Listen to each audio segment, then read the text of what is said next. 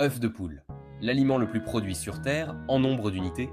Environ 80 milliards sont pondus chaque année, ce qui fait de chaque autre œuf de cette liste une erreur d'arrondi en comparaison. L'œuf de poule commercial moderne est le produit d'environ 8000 ans de sélection, à partir du coq Bankiva du sud-est asiatique. La domestication s'est propagée vers l'ouest à travers l'Inde, la Perse, l'Égypte et jusqu'en Europe méditerranéenne. Au moment où Rome était un empire fonctionnel, les œufs de poule étaient déjà un aliment de base culinaire sur 3 continents.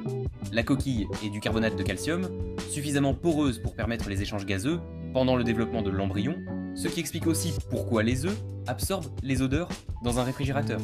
La couleur du jaune dépend presque entièrement de l'alimentation. Une poule nourrie au maïs produit un jaune pâle. Une poule qui mange des pétales de soucis ou des insectes produit un jaune orange profond. La valeur nutritive est presque identique dans les deux cas, mais la version orange se prend mieux en photo, ce qui explique beaucoup de choses sur le marketing moderne des œufs. Le blanc contient du lysozyme, une enzyme qui détruit les parois des cellules bactériennes. C'est le système de défense passif de l'œuf. Et on le retrouve aussi dans les larmes et la salive humaine. Le jaune contient toutes les vitamines liposolubles et la majeure partie des protéines. Les séparer en cuisine n'est pas qu'une question de technique, c'est exploiter deux structures chimiques entièrement différentes à des fins différentes. Les blancs montés emprisonnent l'air, les jaunes émulsifiés lient la graisse et l'eau ensemble, les œufs bruns et les œufs blancs viennent de races différentes et sont par ailleurs identiques. L'idée que les œufs bruns sont plus naturels ou plus nutritifs est entièrement un artefact du marketing régional, le plus fort dans le nord-est des États-Unis. œuf de canard, plus grand qu'un œuf de poule d'environ 30%, avec une coquille qui va du blanc au vert pâle, en passant par un bleu-gris profond selon la race. Le jaune occupe une part proportionnellement plus grande de l'intérieur, ce qui est la principale raison pour laquelle les boulangers les prisent. Plus de jaune signifie plus de matière grasse et de lécithine, ce qui produit des gâteaux et des pâtes plus riches et plus denses. Les œufs de canard ont une teneur en matière grasse globalement plus élevée et un blanc légèrement plus épais qui reste plus ferme à la cuisson.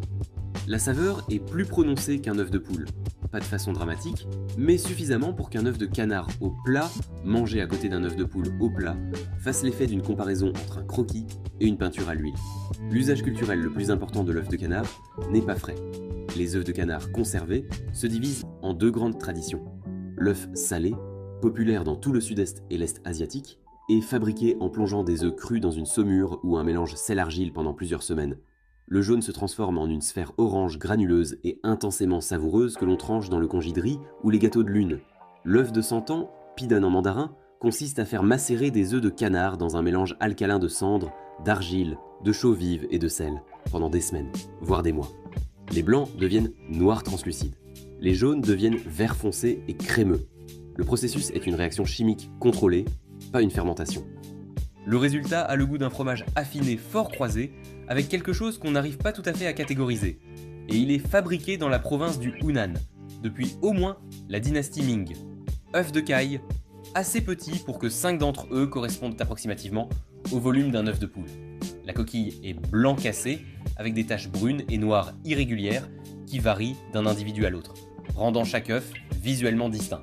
Au Japon, où l'élevage de caille pour les œufs s'est industrialisé au XXe siècle, ils sont consommés durs comme aliments de commodité courant, embrochés dans les stands de rue, glissés dans des bento, flottant dans un bouillon de ramen.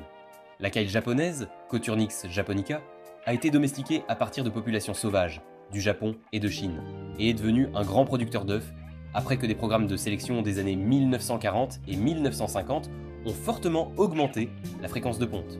Une caille sauvage pond de façon saisonnière. Une caille d'élevage pond près de 300 œufs par an. En Europe, les œufs de caille occupent un espace différent, ils sont traités comme un produit de luxe, généralement mollet et servi en début de repas formel avec du sel de céleri, ou coupé en deux sur des canapés.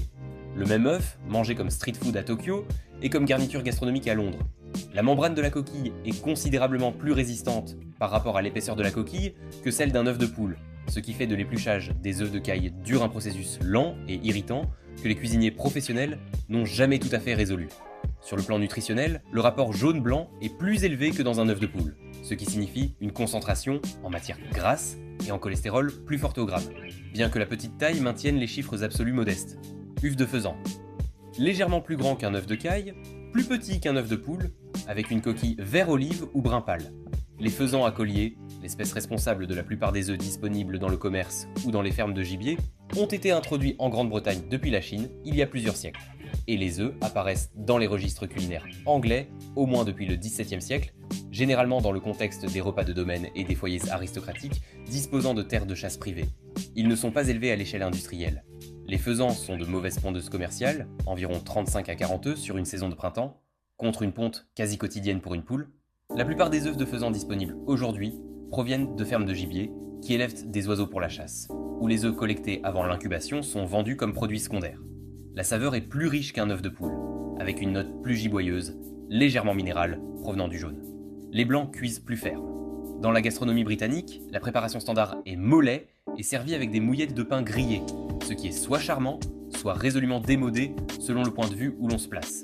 Les œufs de faisan ont un nombre d'adeptes petits, mais réels parmi les chefs du Royaume-Uni et du nord de l'Europe qui les utilisent pendant la courte fenêtre de disponibilité printanière, précisément en raison de cette différence de saveur.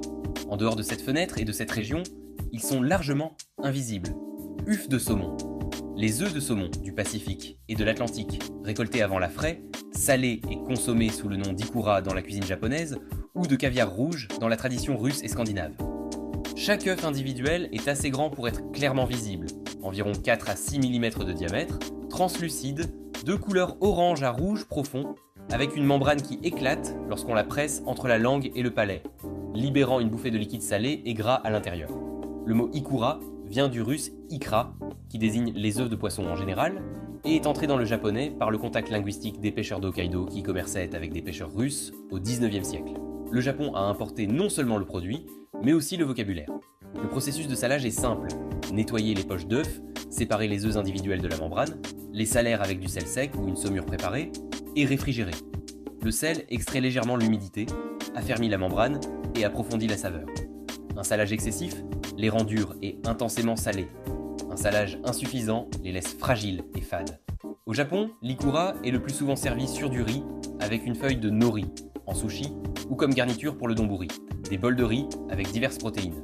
En Russie et en Europe de l'Est, le caviar rouge apparaît sur des blinis, avec de la crème aigre, un accompagnement traditionnel qui utilise le gras de la crème pour équilibrer le sel.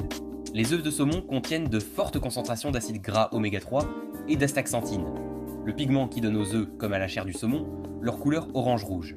L'astaxanthine provient en dernier lieu des algues et des crustacés que mangent les saumons, se concentrant vers le haut de la chaîne alimentaire. Caviar. Techniquement, seul le rôt d'esturgeon sauvage salé répond à la définition du vrai caviar, selon les termes utilisés par la Convention sur le commerce international des espèces de faune et de flore sauvages menacées d'extinction. Dans la pratique, le mot s'applique largement. La distinction importe parce que c'est une distinction juridique aux conséquences commerciales, et pas seulement une question de snobisme. Plusieurs espèces d'esturgeons sont concernées, mais 3 dominent l'histoire. Le beluga, qui produit les œufs les plus grands et la saveur la plus douce, l'ossiètre des œufs plus petits au profil plus noisette et plus complexe, et le sevruga, le plus petit et au goût le plus intense. Les 3 viennent du bassin de la mer Caspienne, précisément des eaux partagées par la Russie, l'Iran, l'Azerbaïdjan, le Kazakhstan et le Turkménistan. La récolte était autrefois considérable. À la fin du XXe siècle, le braconnage et la destruction des habitats avaient mis poussé les populations d'esturgeons sauvages caspiens au bord de l'effondrement. L'Iran était historiquement la source du caviar le plus prisé. La Caspienne méridionale, froide et profonde, produisait des œufs à la texture plus fine, et les méthodes de traitement iraniennes utilisaient moins de sel, donnant ce que le commerce appelle le mal au sol, du russe signifiant peu de sel.